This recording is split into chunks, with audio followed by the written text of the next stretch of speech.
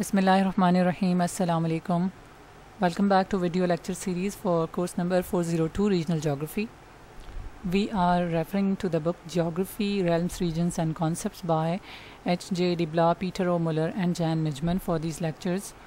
And in the previous lecture we discussed some of the points about the Southeast Asian realm. So in this video also we will continue the discussion about this realm. So let's discuss some of the main features of population geography in this realm. So overall this is a highly dense region in terms of population, and it includes Indonesia, which is one of the top 5 populated countries of the world and the largest Muslim country by population. As shown in this map, a large part of the realm is covered by highly populated clusters. For example, this part of Vietnam, and then this part of Thailand. Of course, Bangkok lies here, and this region of Myanmar, of Philippines, and then this Java region of Indonesia. These are highly populated region, and other than that, if you see, there are very much significant red dots. So these darker colors are showing how much densely populated area this is. This is the map which shows the ethnic mosaic of Southeast Asia, which races or which language speaking people are found in this realm. So here we see a large portion is of Thai people in the mainland region. Then we have the Burmese population here, and these pink region, whole of Indonesia, has Indonesian population and a significant number of Javanese people, then Vietnamese, and then this Khmer people in Thailand. Apart from these main groups of people, we have some subgroup of people living in this realm, which include Filipinos, Malays, then Javanese, Madurese, Sundanese and Balinese. So these are the native population of Southeast Asia. And then if we talk about the population, it has a very significant number of immigrants from different parts of the world. The biggest immigrant group in the Southeast Asian realm is the Chinese people group. So this is the map which shows how many Chinese have migrated to Southeast Asia, and these pink colored regions are the major Chinese colonies, major Chinese areas in the Southeast Asian realm. A large cluster in Philippines, a very big cluster in the Java region of Indonesia, then in the Thailand, Vietnam and Cambodia, along with Malaysia. So there are so many Chinese in Southeast Asia that if you go to some of the regions, you will feel like you are not in Southeast Asia, rather you are in China. Now if we talk about the religion of this realm, so we see that this realm is a crossroad of different religions. Like we can say, many religions, the spread of many religions passed through this region. So here you will find Hindus and Buddhists, which came from subcontinent, and then Muslims also came mainly from Arab regions. And now Muslims are almost 90% in Indonesia and Malaysia particularly, while Buddhism is the main religion in Thailand, Cambodia and Myanmar. Then there are Hindu population which are scattered throughout the realm. Like many other realms of the world, this realm also came under the colonial powers of the European nations. As shown in this map, you see the French, the British and the Netherlands, the Dutch people and the Spanish people colonized this realm, and the cultural imprints of these colonial powers lie still today in this realm. So related to these colonial powers, there is a special terminology for this region where Cambodia, Laos and Vietnam are located. This region was named by the French rulers as Indochina. So the name itself tells it might be India or it might be China, but the logic behind the name Indochina is that it has cultural imprints from India in the form of Buddhism and Hinduism, and the term China is used because it was ruled by the Chinese emperors for a long time. One more significant factor regarding the colonialism in this realm is the term East Indies.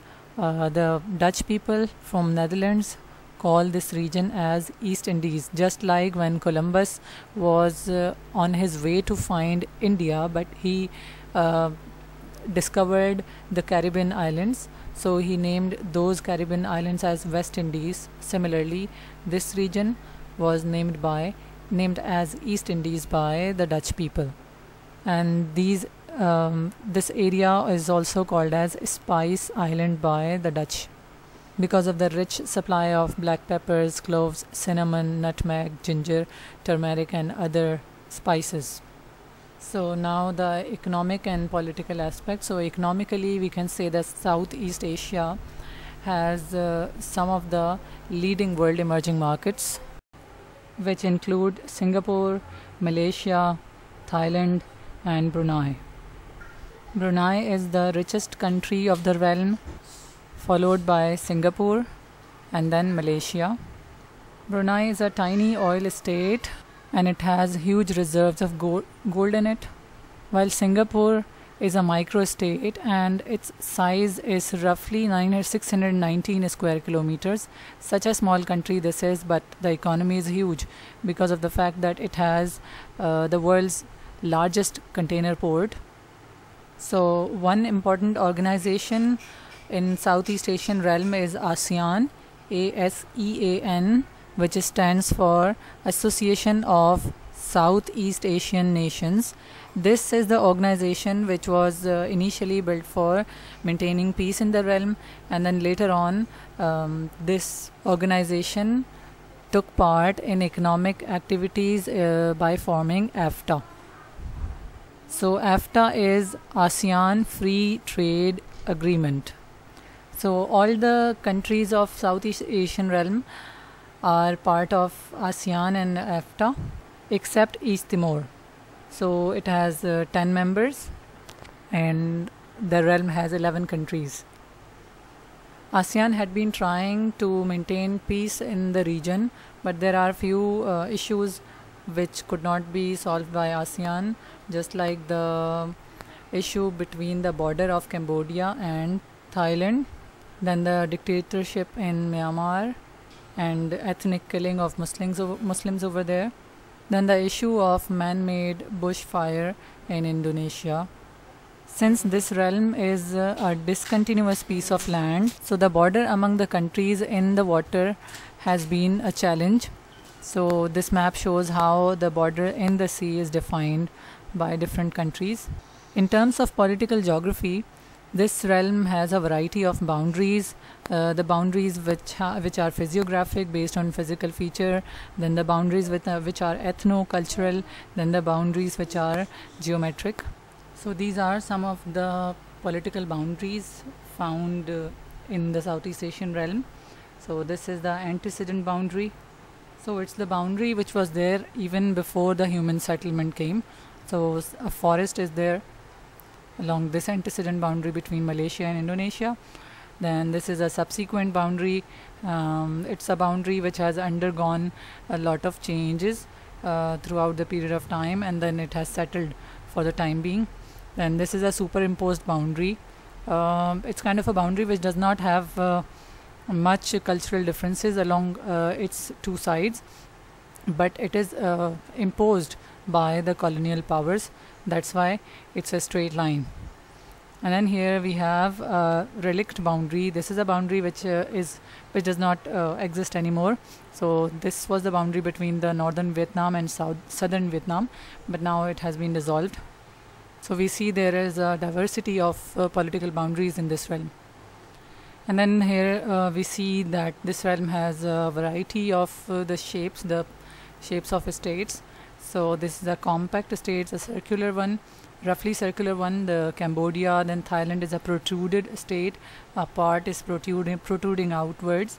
Then this is a perforated state, but it's not found here. in this realm, but an example. Then Philippines, it's a fragmented state, and then Vietnam is an elongated state. So that was an account of population, culture, economy and politics of Southeast Asia in a very brief manner, because this realm is a very dynamic realm, and if we tend to discuss the things in detail, it would take hours and hours. So I tried to keep it short and concise, just which is required for this course. Hopefully you have learned a lot. Thank you very much for watching, and we'll see you in the next video.